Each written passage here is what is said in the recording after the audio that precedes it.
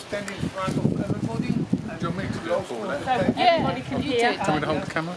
Yeah, you can Are do. you videoing? I'm videoing. It's on. Okay, cool.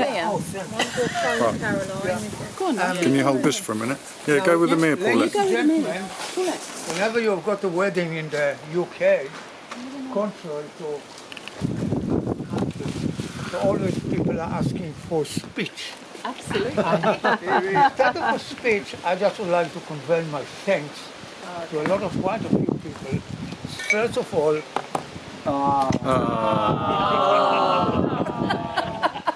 my new wife. Yeah. I didn't have any old one. However, I would like to express on behalf of both of us a lot of thanks to Caroline in here and Stu. I don't see him. Yes, Yeah. he's just behind there. Jan And Jan certainly. And and Joe helped out. You're welcome. thank you. And most of all, ladies and gentlemen, I would like to pass a picture among you, and that is a picture of my cousin. His name is Nahum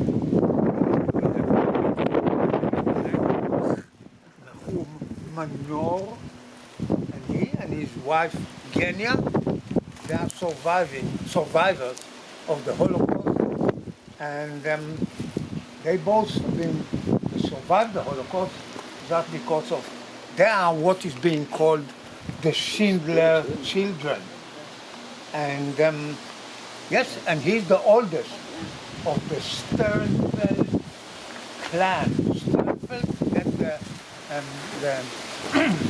the maiden name of my mom before she married my dad, and they both that gentleman he was Sternfeld, and he's the oldest member of the tribe that's still alive today, and he wrote some letter of thanks and so on, and I would like to express my thanks to Nahum and Genia, and eventually to have a drink for them. However, you've been so kind, I would like to read what he wrote to me. And he wrote to the beloved Te'eni family. Now we are Te'eni meaning fig. Yeah? And probably some of you read our book, the fig, the how is it called? Fig from the fig tree. Fig from the fig tree in the New Testament and in the Bible. Fig is just a symbolism for the nation of Israel. So fig, to be called Te'eni, meaning of fig, is quite an honor for me. Now I'd like to read to all of you, and just translate it from Hebrew, what Nahum wrote to me and to us about our wedding. To the beloved Te'eni family, let us interfere a bit with the order of serving the dishes, and even before the first glass. First glass, I don't know whether you're familiar, in Passover there are 3 glasses during the whole feast. However, as the elder of the family and as the link that connects with previous generations, I must be the first to greet. I knew the groom's mother from my childhood. I may be the only living witness in the world to her.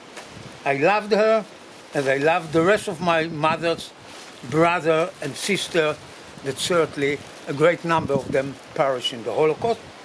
It was a wonderful race with really overflowing heart, with a healthy mind and a wonderful sense of humor. I wish we, the second generation, had just part of it. What can we do? The world is built so that generation goes and generation comes. And here I am, an old man, addressing on behalf of the groom's parents to the pious and graceful bride.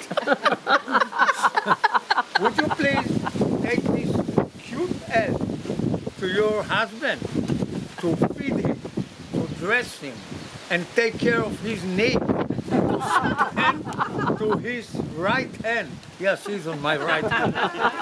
In a time of need, for better or for worse. No. Do not. Did you hear it? She said no. Do not hit him. That's an order. Do not hit him too hard, even when he kicks. And always make sure he has something to do at home, in the garden, on trips. And please remember, let him eat and drink. When he has a mouthful of food and fluid, preferably alcohol, he doesn't kick. And now, sign 5 form and do it fast before he wakes up. We only regret that you have to spoil your birthday by such a secondary businesses, and for balance, wish your life in rich content and interest, free of worries and tensions. I have not yet used the word happiness. So now it is the time we wish you a lot of happiness and happiness and happiness. And be happy. Everything else will come in its stride. And when you grow all together,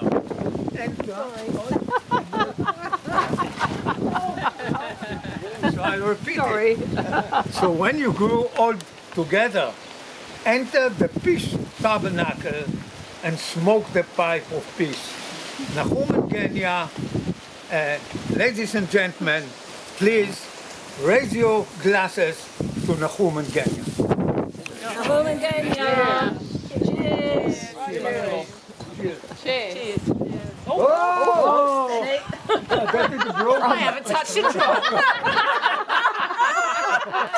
Come already. Cheers. Cheers.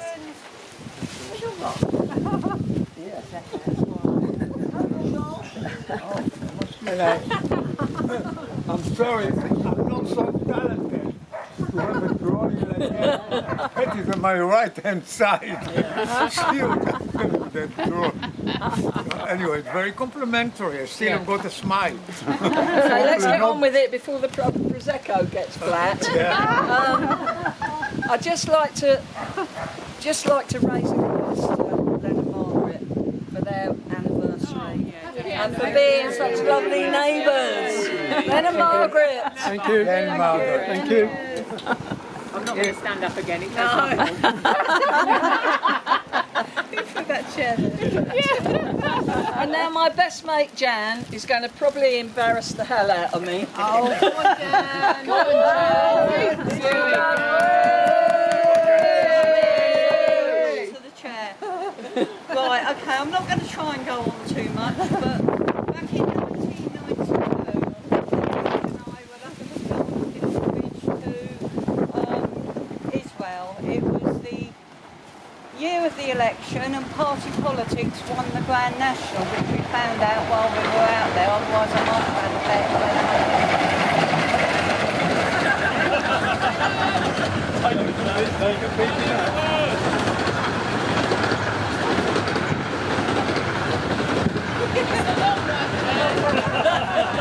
I'd have had a bet if I'd have been at home, and obviously I would have won. Anyway, we stayed at the first part of our tour was in Jerusalem. So we stayed at the Capitol Hotel. When we were sitting in reception that morning, and I looked over, and there was this guy standing there with tall guy with ginger hair, black hat, white shirt, and beige trousers. And I nudged Paulette and I said, "Hey, look, that's our tour guide."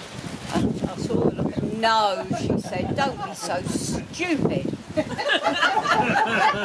Bearing in mind she'd been to Israel before, and the tour guide she had before was a short, dumpy little valley. I said, "It is." no, it's not. And I could see this twinkle in her eye, and I thought, oh, here we go. Right. Anyway, it turned out I was right. So Amir was our tour guide, and we went round to a few places. I can't remember exactly which ones, but we went round, and I could see Paulette's eyes a little bit twinkle in them. Anyway, from Jerusalem, we then went up to the Galilee, and we stayed at the Astoria Hotel. Lovely hotel, swimming pool. We've been out for the day, and we've been on the Sea of Galilee on a boat, and we ended up at St Peter's Fish Restaurant, and we were sitting there under the trees having a meal. Amir was actually up at the restaurant, and Rich, Paulette and I were talking about going down to the Sea of Galilee that night to a bar for a drink, and Paulette said, go and ask Amir if he wants to come with us. I said, no, you go and ask him. She said, I can't do that. You know what I'm like, I can't do that. Off I trot up to the restaurant. I said to Amir, Paulette, Rich and I are going down for a drink tonight. We wondered if you'd like to come with us, and he said yes he would.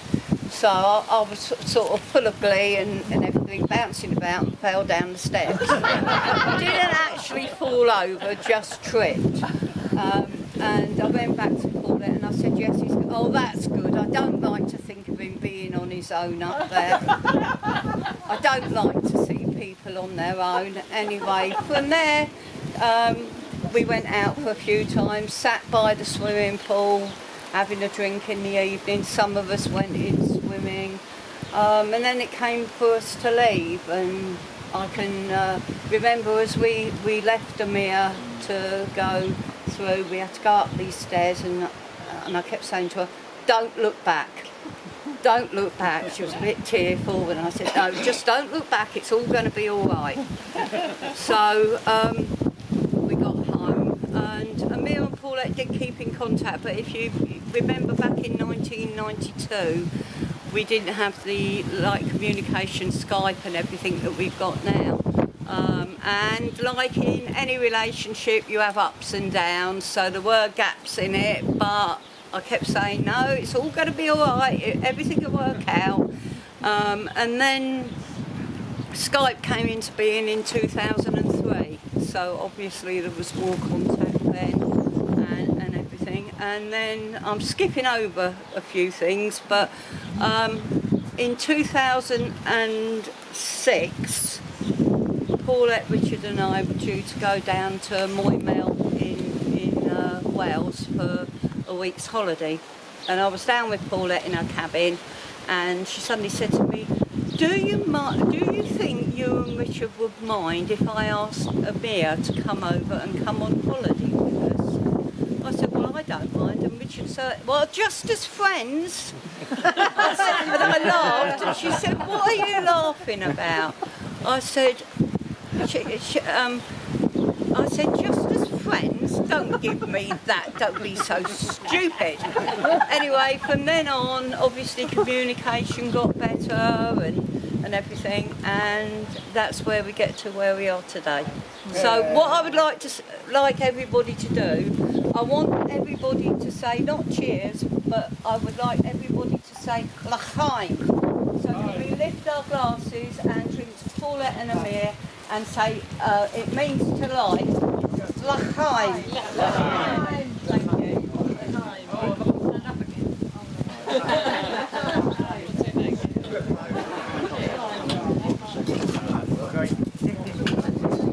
It's my turn in a minute. I've got to go and get a bit of paper. Should we all go to the loo?